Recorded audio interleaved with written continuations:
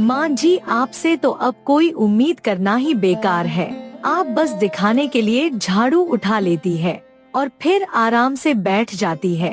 घर का सारा काम मुझसे करवाना है क्या? मुझे तो अब ऐसा लगने लगा है कि आप सिर्फ मेरे धैर्य की परीक्षा ले रही है। मैं इस घर में नौकरानी बनकर नहीं रह सकती।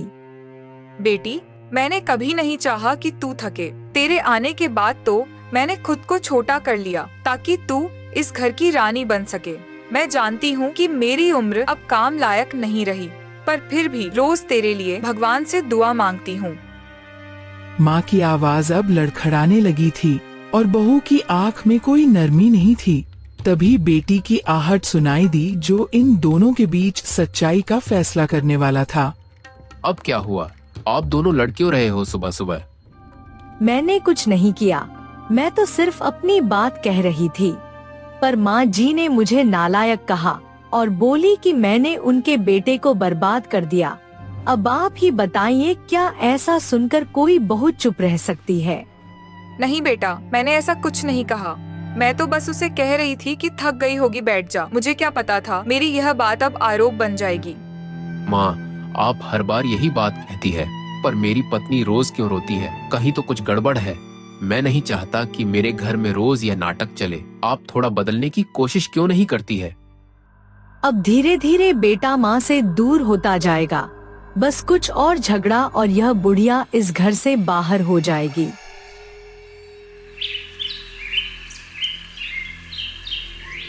उस दिन के झगड़े के बाद भी घर शांत नहीं हुआ। बहू की आंख में अब एक मकसद था, सास को इस घर से निकलना। हर रोज एक ही नाटक। यह बूढ़ी सास खुद को देवी समझती है और बेटा भी माँ के हर आंसू को सच्चा मानता है। पर आज ऐसा खेल खेलूंगी कि बेटा खुद कहेगा, माँ अब आप इस घर में नहीं रह सकती। बस एक आखिरी धक्का देना है और रास्ता साफ। माँ जी, आप फिर से वही शुरू हो गए। अब तो हद हो गई, सुबह से अकेले खट रही हूँ और आप एक बार भी नहीं पूछती कि मैं थकी हूँ या भूखी। बेटी, तू जो काम करती है वह इस घर की पूजा है। मैं तो तेरे लिए सुबह से पूजा कर रही थी। सोचा भगवान से दुआ मांगू कि मेरी बहू हमेशा खुशी रहे। बेटी के रूप में आए इस बहू ने अब सास के हर शब्द को जहर बना दिया था। और वही बेटा जिसको माँ ने पाला था, अब वह भी सच्चाई समझ नहीं पा रहा था। अब क्या हुआ? किस बात पर इतनी आवाजें आ रही है? अब और क्या कहूँ? माँ जी ने मुझे कहा कि मैं नालायक हूँ, घर की इज्जत नहीं रखती, कहा कि मैं आपके लायक नहीं हूँ। क्या यही मेरी सास का प्यार है? माँ, कुछ दिन के लिए तुम गांव के रिश्तेदार के पास चली जाओ। यहाँ थोड़ी शांति चाहिए। मैं खुद तुम्हें लेने आऊँगा, ये मेरा वादा है। ठीक है बेटा, अगर यही तेरी और तेरे घर की शांति की कीमत है तो मैं चली जाऊंगी। और उस दिन एक माँ अपने ही घर से बाहर निकाल दी गई। ना कोई छत, ना कोई सहारा, और आसमान में बरसाती बारिश उसकी किस्मत का आईना बन गई। हे भगवान, क्या यही वह घर था जिसमें मैंने अपनी सारी उम्र समर्पित कर दी? क्या वही बेटा है जिसकी हर खुशी के लिए मैंने अपनी नींद और भूख त्याग दी? आज मेरा चेहरा देखना भी नहीं चाहता। मुझे तो बस कुछ दिन शांति चाहिए थी। क्या उसकी कीमत मेरा घर छोड़ना था? कभी वह माँ तेज बारिश से बेटे को बचाने के लिए खुद भीग जाती थी। आज वही माँ बारिश में भीगते हुए सहारा ढूंढ रही थी। बिटिया, जरा एक कोना मिल जाएगा बैठने को। मुझे सर छुपाने की जगह चाहिए और थोड़ी गर्म हवा। बहुत ठंडी लग रही है। अरे बुढ़िया, तू तो वही है ना जिसे उसके बेटे ने निकाल दिया। जाओ, हमें कोई झंझट नहीं चाहिए। अगर तुझे अपनों ने नहीं अपनाया तो हम क्या करें? जिस समाज के लिए उसने हमेशा पूजा पाठ की, दूसरों की मदद का, आज वही समाज उससे मुंह मोड़ रहा था। क्या यही वह जीवन है जिसे मैंने ईमानदारी और प्रेम से जिया? क्या मेरे त्याग का यही फल था? एक कोना भी ना मिले बैठने को। हे प्रभु, तू ही बता, मुझसे कहाँ भूल हो गई? शायद अब मेरी जिंदगी यही खत्म होनी चाहिए थी, लेकिन मैं टूटूंगी नहीं। और यहीं से शुरू होती है उस माँ की अकेली यात्रा, जो भले ही बेघर थी पर उसकी ममता आज भी अमीर थी। प्यास एक बार सह ली जाती है, लेकिन भूख शरीर से ज्यादा आत्मा को तोड़ देती है। बेटा, जरा एक रोटी मिल जाती, बहुत भूख लगी है, कल से कुछ खाया नहीं, सर चकरा रहा है। अम्मा, हम दानशाला नहीं चलाते हैं। यहाँ खाना पैसे से मिलता है, दुआओं से नहीं। अगर हर भूखा यहीं आकर बैठने लगे तो मेरा धंधा चौपट हो जाएगा। चले जाइए और कहीं मांगिए। बेटा, मैं किसी का हक नहीं मार रही, बस इतना चाहती हूँ कि आज की रात मेरी आत्मा भूखी न रोए। कभी मेरे बेटा भी तू जैसा जवान था, पर आज मैं उसके लिए बोझ बन गई हूँ। लेकिन वह दुकानदार जो खुद माँ के हाथों जन्मा होगा, आज एक माँ को भूखी लौटने को कह रहा था। अम्मा, आप जैसे लोगों की कहानी रोज सुनता हूँ। हर दिन कोई ना कोई माँ बनकर आता है और रोटी मांगता है। अगर मैं सबको खिलाने लगा तो खुद भूखा मर जाऊंगा। जाइए, जहाँ से आई है वहाँ लौट जाइए। भगवान तुझे कभी भूखा ना सुलाए बेटा। एक दिन जब तुझ पर भी कोई ऐसी समस्या आए तो तेरी माँ तुझे छोड़ ना दे। मैं तो बस इंसानियत ढूंढ रही थी, अब समझ आ गया यह भी अमीरों की चीज बन गई है। माँ खाली पेट और भारी दिल के साथ ढाबे से निकल जाती है। जिस गांव में उसने कभी भूखे को खाना खिलाया था, आज वही गांव उसकी भूख को अनदेखा कर रहा था। हे प्रभु, यह भूख तो मैं सह लूंगी, पर उस बेटे का दूर जाना, उसका वह मुंह फेर लेना, इससे बड़ी कोई सजा नहीं हो सकती है। अब माँ सिर्फ एक ठंडी हवा ढूंढ रही थी जहाँ वह अपने आंसू को छुपा सके। हर रास्ता ठुकरा गया, हर दरवाजा बंद हो गया। अब बस यही जंगल ही रह गया है मेरे लिए। यह पेड़ भले ही कुछ बोलते नहीं, पर कम से कम अपमान तो नहीं करते। बारिश तेज थी, लेकिन माँ की हिम्मत उससे भी ज्यादा तेज थी। कांपते हाथ, डगमगाते पाँव, पर आँख में अब एक उम्मीद की रोशनी थी। और तभी उसकी नजर पड़ी बस के पेड़ों के झुरमुट पर। अगर इन बांसों से एक छोटी सी झोपड़ी बन जाए तो कम से कम इस बारिश से तो बच सकूंगी। हर रात खुले आसमान के नीचे सोना अब मुमकिन नहीं। पर यह बांस काटूं कैसे? ना कुल्हाड़ी, यह भी मुझसे छीन लिया गया है। क्या अब मदद मांगना भी पाप बन गया है प्रभु? माँ फिर उठी उस उम्मीद के सहारे जो हर इंसान को जिंदा रखती है। वह पास के एक गांव में जा पहुंची किसी मदद की तलाश में, और तभी एक घर के दरवाजे पर उसे एक किसान मिला। बेटा, अगर तेरे पास एक कुल्हाड़ी हो तो मुझे दे दो कुछ देर के लिए। मैं उससे बांस के झुरमुट में एक छोटा सा असरा बनाना चाहती हूँ। अम्मा, आप इस हाल में, क्या आपको कोई सहारा नहीं, घर नहीं, आपके अपने कहाँ हैं? जहाँ अपनों की आंखों में जगह ना हो, वहाँ सर छुपाने के लिए पेड़ की छांव काफी है। बेटा, मैं किसी से कुछ नहीं चाहती, बस थोड़ा सा बांस और थोड़ा सा वक्त अगर दे सको तो भगवान तुम्हें हर सुख दे। उस किसान की आंखें नम हो गई। उसने बिना एक शब्द कहे कुल्हाड़ी माँ के हाथों में थमा दी और माँ चल पड़ी। अब वह सिर्फ बेघर नहीं थी, अब वह निर्माण करता थी अपनी नई दुनिया की। कुछ ही दिनों में माँ ने बांस काट काट कर एक छोटा सा पर आत्मसम्मान से भरा घर बना लिया। ना दरवाजे पर नाम था, ना खिड़की पर पर्दा, लेकिन हर कोने में माँ की हिम्मत की खुशबू थी। यह मेरा घर है, छोटा है, टूटा फूटा है, लेकिन इसमें मेरा अपमान नहीं। इसकी हर दीवारें मेरे आंसू देखे हैं। जब एक माँ ने अपमान को चीरकर अपने लिए एक नई दुनिया बना ली, तो सोचा था अब शांति होगी, अब चैन मिलेगा। लेकिन समाज का एक चेहरा अभी बाकी था, हंसी उड़ाने वाला चेहरा। अरे बाप रे, ये कौन सी नई झोपड़ी बन गई जंगल में? कहीं किसी भूतनी ने तो नहीं बना ली रातों रात? नहीं बेटा, यह किसी भूत की नहीं, उस औरत की झोपड़ी है जिसे उसके अपनों ने भुला दिया, जिसे बूढ़ा कहकर घर से निकाल दिया गया। अब यही मिट्टी उसके अपने बन गए हैं। रघु रुक गया और जब ध्यान से देखा तो उसकी आंखें हैरानी से खुली रह गई। वह माँ को पहचान गया। अरे अम्मा, आप ये क्या हाल बना लिया? कभी पूरे गांव में आपकी इज्जत हुआ करती थी और आज जंगल में बांस काटकर झोपड़ी बना ली। वाह क्या बात है, सासू माँ से सीधे जंगल की रानी बन गई। बेटा, इज्जत वह चीज नहीं जो किसी बड़े घर में मिलती है।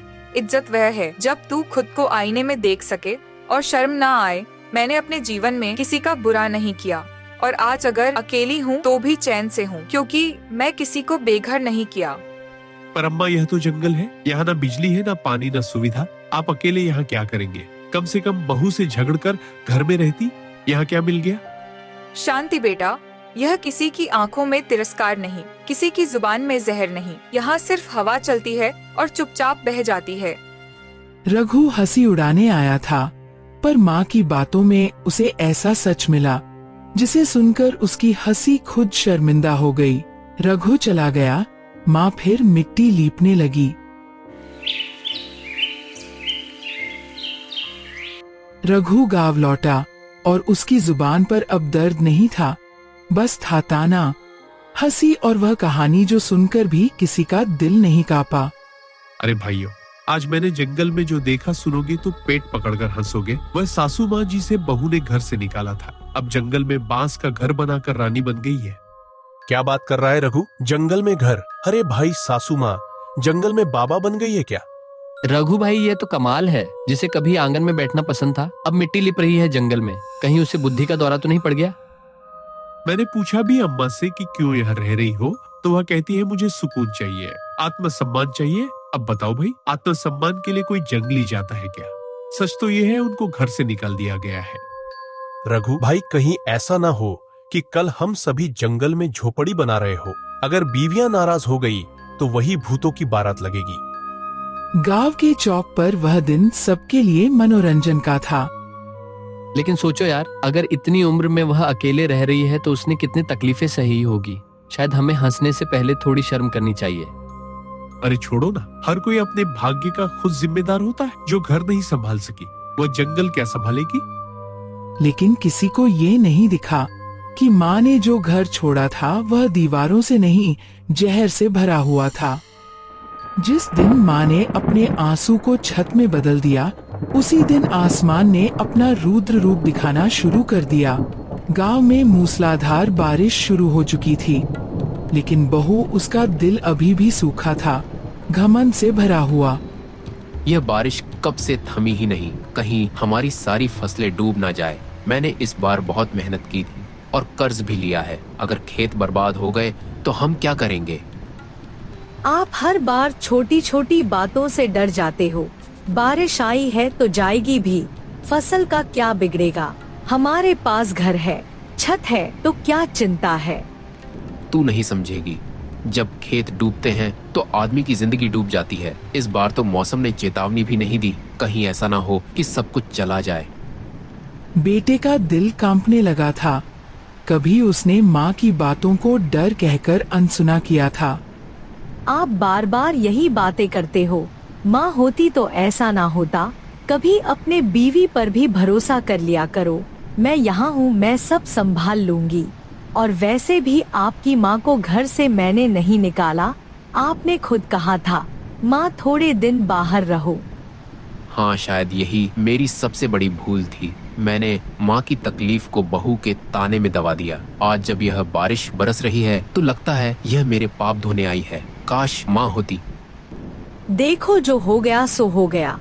अब पिछली बातों का क्या रोना। फसल बर्बाद भी हो गई तो फिर से बो देंगे।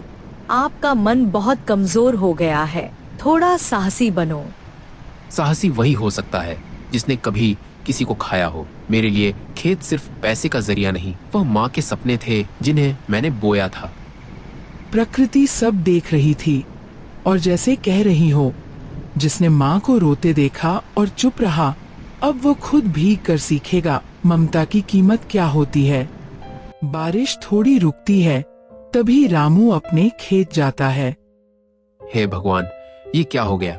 हर फसल जो मैंने अपनी मेहनत से बोई थी, जो हर रोज माँ की याद में सिंची थी, आज पानी में बह गई।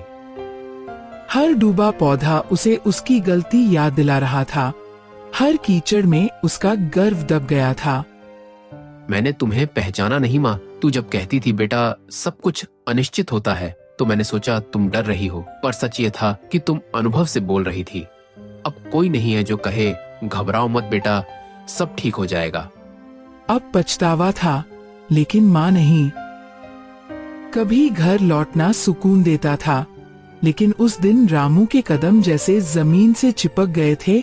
वह खाली हाथ लौटा था। अरे आप इतने भीगे हुए हो क्यों? कहाँ थे? खेत देखने गए थे क्या? बोलते क्यों नहीं? सब खत्म हो गया। जो लगाया था, जो बोया था, जो सपना देखा था, बारिश ने सब बहा दिया। अब खेत नहीं रहे, अब भविष्य नहीं रहा। बहू ने कभी खेत को इतनी गंभीरता से नहीं लिया था। उसके लिए जीवन सिर्फ अच्छे कपड़ों में था। क्या मतलब? सारा फसल? कुछ भी नहीं बचा। हमारा तो सारा पैसा, सारा उम्मीद उसी में थी। अब हम क्या खाएंगे? कर्ज कैसे चुकाएंगे? मुझे कुछ समझ नहीं आ रहा। कर्ज चुकाने की तारीख पास आ रही है और खेत में एक दाना भी नहीं बचा। मुझे डर है अब हमें खेत भी गंवाना पड़ेगा।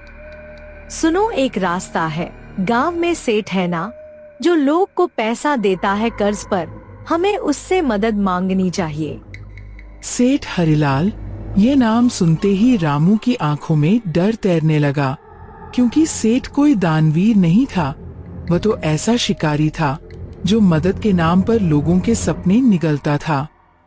नहीं, तुम जानती नहीं हो, वह सेठ मदद नहीं करता, सौदा करता है। कई लोग की जमीन उसने छीन ली है। उसके पैसे में जहर है और उसकी शर्तें तलवार जैसी है। तो क्या बैठकर रोएंगे? कुछ तो करना पड़ेगा ना। मुझे अपने घर को बचाना है, अपना सम्मान बचाना है। अगर आप नहीं जाओगे तो मैं खुद चली जाऊंगी। ठीक है, मैं जाऊंगा, लेकिन जान लो ये रास्ता आसान नहीं है। अगर मैं डूबा तो सिर्फ मैं नहीं, हम दोनों डूबेंगे। रामू ने फैसला किया कि वह सेठ के पास पैसे मांगने जाएगा। रामू सेठ के घर पहुंचता है। सर झुकाए हुए सेठ के सामने खड़ा होता है। आ गया वह किसान जो कभी अपने मेहनत पर घमंड करता था, अब उसी मेहनत की लाश लेकर मुझसे मदद मांगने आया है। बोल किसान, क्या चाहिए? सेठ जी, मेरी सारी फसल बर्बाद हो गई, घर चलाना मुश्किल हो गया। आपसे बस थोड़ी सी मदद चाहिए। मैं समय पर पैसा लौटा दूंगा, मेरी आत्मा की कसम। सेठ की आंखें चमक उठी। उसे किसान की मजबूरी में अपना लाभ दिख रहा था। मदद चाहिए? जरूर मिलेगी। मैं दिल बड़ा रखता हूँ, लेकिन याद रखना, दिल जितना बड़ा होता है उसकी कीमत भी उतनी ही बड़ी होती है। आप जो भी शर्तें रखे मैं मानने को तैयार हूँ।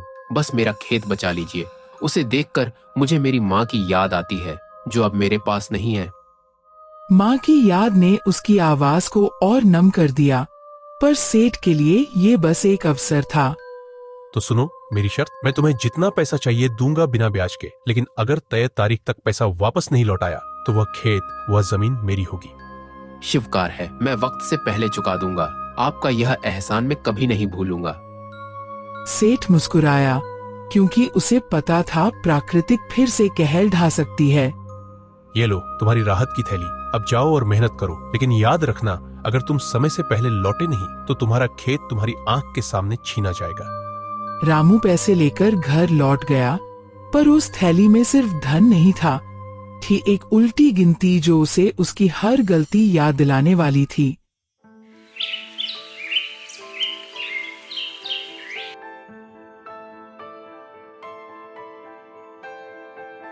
इस बार कुछ भी हो जाए मैं हार नहीं मानूंगा। हर बूंद पसीने की धरती में गिराऊंगा। मेरी माँ ने सिखाया था, जो खेत से प्यार करे, खेत उसे कभी भूखा नहीं रखता। दिन बीते, हफ्ते गुजरे और खेत फिर से हरा होने लगा। इस बार लगा कि फसल अच्छी होगी, पर मौसम एक बार फिर बदलने लगा था। हे भगवान, ये क्या? फिर से काले बादल। कहीं ऐसा ना हो कि फिर सब कुछ बह जाए। नहीं, इस बार नहीं। मेरी मेहनत मेरी उम्मीद है। लेकिन कुदरत को अभी शायद गवाही चाहिए थी। बादल गरजे, बिजली चमके और बारिश फिर से बरस पड़ी। बारिश नहीं रुकी, जैसे आसमान खुद सजा दे रहा हो। हे भगवान, ये क्या हो गया? मैंने कुछ गलत नहीं किया, सिर्फ एक गलती की थी। माँ को दूर किया और देखो अब सब दूर होता जा रहा है। अब कुछ नहीं बचा। मेरे सपने 2 बार इसी मिट्टी में समा गया। शायद खेत भी मुझसे नाराज है। दुखी मन से वह घर लौट आता है।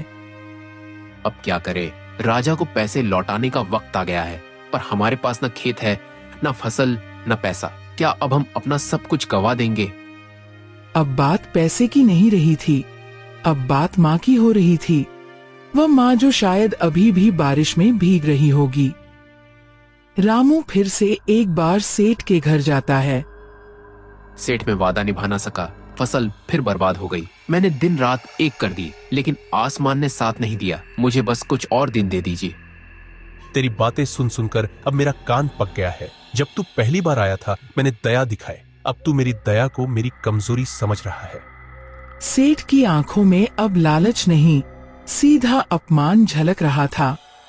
सुन किसान, अगर एक हफ्ते के भीतर मुझे मेरा सारा धन वापस नहीं मिला तो तेरी जमीन, तेरी झोपड़ी, तेरे सपने सब मेरे होंगे और तू सड़कों पर भीख मांगता नजर आएगा। मैं लौटूंगा सेठ जी और जाऊंगा अपने माँ के चरणों में माफी मांगने। सिर्फ वही मुझे बचा सकती है अब।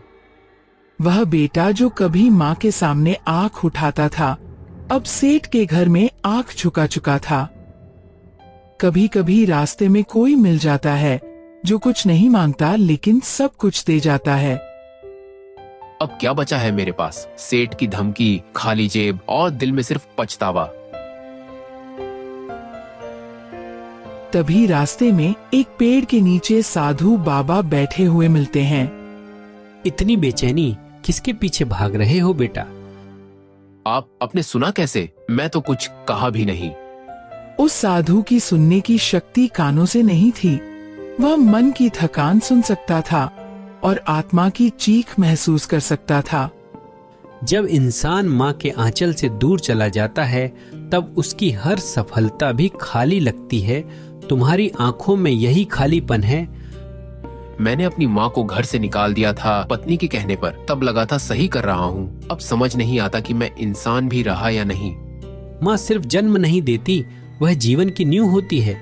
जिसने नींव हटा दी उसकी दीवारें कितनी टिकेगी।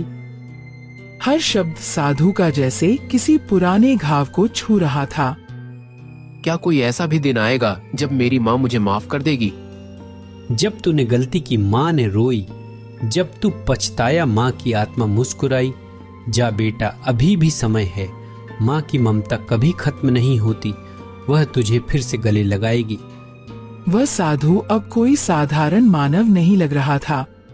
धन्यवाद साधु बाबा। अब मैं रुकूंगा नहीं। अब मैं सिर्फ कर्ज नहीं चुकाऊंगा, अपने किए हर गुनाह की माफी मांगूंगा। जा बेटा, माँ की ममता का दरवाजा कभी बंद नहीं होता, बस दिल की सच्चाई से दस्तक देनी पड़ती है। अब रामू चल पड़ा था, भीगी जमीन, सूनी आंखें और भारी दिल के साथ।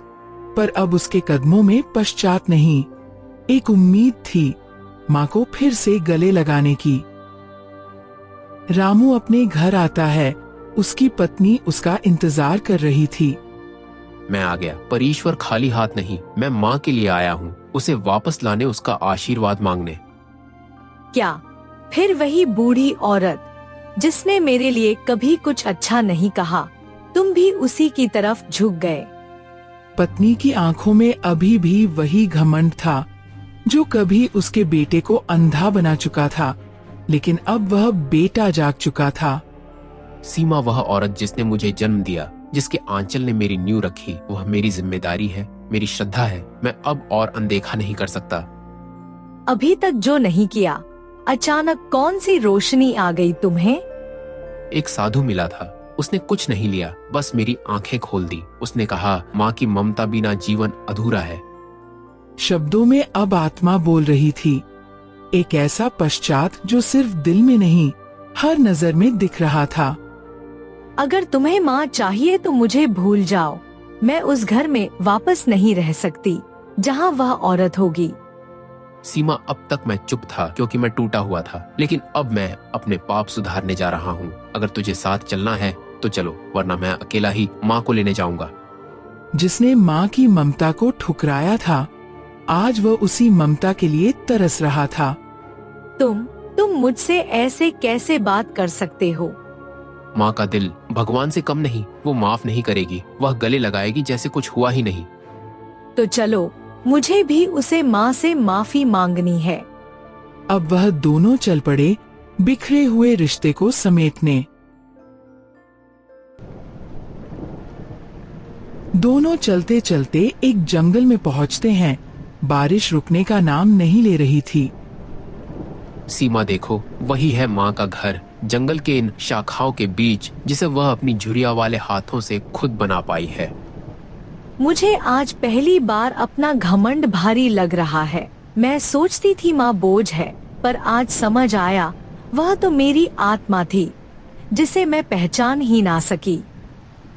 बेटे ने दरवाजे पर दस्तक दी। माँ, क्या तू अंदर है? तेरा वह नन्हा बच्चा तुझसे माफी मांगने आया है, जिसने तेरे आंचल को बोझ समझा। बबुआ तू सच में आ गया। माँ के दिल ने हर रोज तेरा नाम पुकार, हर रात आसमान से तेरी खैर मांगी और हर सुबह यही चाहा, एक बार मेरा लाल मुझे माँ कर बुला ले। माँ तू मुझे सजा दे दे, मेरे झूठ के लिए, मेरे क्रूर फैसले के लिए और सबसे बढ़कर तुझे अकेला छोड़ने के लिए। माँ जी मैं दोषी हूँ। मैंने आपके आंसू नहीं देखे, आपके त्याग को नहीं समझा, आपको सिर्फ एक सांस देखा, माँ नहीं। आज मैं इस ममता की भीख मांगने आई हूँ। मेरे बच्चे तुम दोनों मेरे पास वापस आ गए, यही मेरी जीवन की सबसे बड़ी दौलत है। मैंने कभी बदला नहीं चाहा। माँ तेरे अंचल की यह भीगी सी कोर मेरे सारे दुखों का इलाज है। सेठ से लिया कर्ज, टूटी फसलें, सब तुझे देखकर अब हल्के लगते हैं। अगर तू साथ है तो दुनिया की कोई मुश्किल भारी नहीं है। जंगल की वह छोटी सी झोपड़ी अब मंदिर बन चुकी थी, जहाँ माँ की ममता ने दोनों को शुद्ध कर दिया था। जा बेटा, अब खेतों में बीज बो, इस बार आसमान भी बरसेगा, लेकिन बर्बादी नहीं, बरकत लेकर आएगा, क्योंकि अब तेरे साथ तेरी माँ की दुआएं हैं। माँ जी अगर आप माफ कर सके तो मैं भी चाहती हूँ कि आपकी सेवा करूँ, आपके पैरों के पास बैठकर आपके सारे दुख धो दूं। माफी नहीं बेटी, तू जब मुझसे दूर थी तब भी मैं तुझे बेटी मानती थी। अब जब तू लौटी है तो मैं तुझे बेटी नहीं, बेटी रानी कहूँगी। अब माँ, बेटा और बहू तीनों मिल चुके थे। टूटे हुए रिश्तों की गांठ अब दुआओं से जुड़ चुकी थी। बारिश अभी भी हो रही थी, लेकिन इस बार वह जल नहीं, बख्शिश बनकर बरस रही थी। दोनों घर लौट आते हैं। रामू खेती करता है और बहुत मेहनत करता है अपने खेतों में। उसकी मेहनत रंग लाती है और खेत हरा भरा हो जाता है। देखो माँ का आशीर्वाद कितना सच्चा था। जहाँ पहले सूखा, दुख और पछताव था, वही खेत सोने जैसे लहरा रहा है।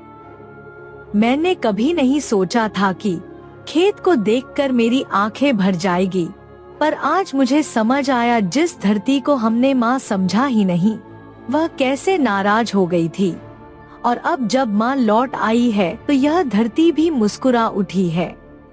बहू के शब्द अब ताने नहीं, श्रद्धा में डूबे हुए थे। माँ ने सही कहा था, जो खेती अपने हाथ से हो उस पर किसी की नजर नहीं लगती, और जो घर माँ के बिना हो वह कभी घर नहीं होता। अब मैं चाहती हूँ कि माँ हमारे साथ रहे, हर रोटी में उनका स्वाद हो, हर दिन में उनका आशीर्वाद हो। अब यह खेत, घर, यह जीवन सब उनके चरणों में समर्पित है। और उस साल उस खेत में जितना फसल उगी उतनी कभी पहले नहीं हुई थी। बेटा और बहू ने उसे बेचा और भगवान ने उन्हें इतनी दौलत दी जितनी उन्होंने कभी सपने में भी नहीं सोची थी। जिस इंसान ने कभी आत्मसम्मान गिरवी रखकर कर्ज लिया था, आज वही इंसान अपनी मेहनत और माँ के आशीर्वाद से सेठ के घर पहुँचा। अरे तू वापस आ गया, और ये क्या है तेरे हाथ में? कहीं फिर से माफी मांगने तो नहीं आया? नहीं सेठ जी, इस बार मैं हाथ फैलाकर नहीं सर उठाकर आया हूँ। यह रहा आपका कर्ज, एक एक पैसा सही समय से पहले। मैं वही किसान हूँ जो मिट्टी में गिरा था, लेकिन माँ के आशीर्वाद से फिर खड़ा हुआ हूँ। सेठ ने थैली ली और मन ही मन हैरान रह गया। उसे विश्वास नहीं हुआ कि वह किसान जो रोता हुआ आया था, आज इतनी दृढ़ता के साथ लौटा है। हाँ, लगता है कुदरत ने तुझ पे मेहरबानी कर दी, वरना दूसरी बार कोई इतनी जल्दी नहीं उभरता। क्या तेरे कोई देवता था जो आकर तुझे बचा गया? हाँ सेठ जी, मेरी देवता कोई और नहीं, मेरी माँ थी। जिसे मैंने छोड़ा था वही मेरी ताकत बनी। सेठ हरिलाल उसे पाल निरुत्तर रह गया। तू अब पहले जैसा नहीं रहा। तेरे शब्दों में शक्ति है और तेरी आंखों में सत्य। जाग किसान, अब तू किसी सेठ का कर्जदार नहीं, अब तो खुद अपने भाग्य का सेठ है। मैं धन्य हूँ सेठ जी, लेकिन आज मेरा राजा सिर्फ एक है, मेरी माँ। इस कहानी से हमें ये सीखने को मिलता है, माँ को कभी बोझ मत समझो। वह जो चुपचाप सब सहती है, वही हमारे जीवन की सबसे बड़ी ताकत होती है। माँ घर में रहे तो घर घर होता है, वरना बस दिवाली की ढांचा।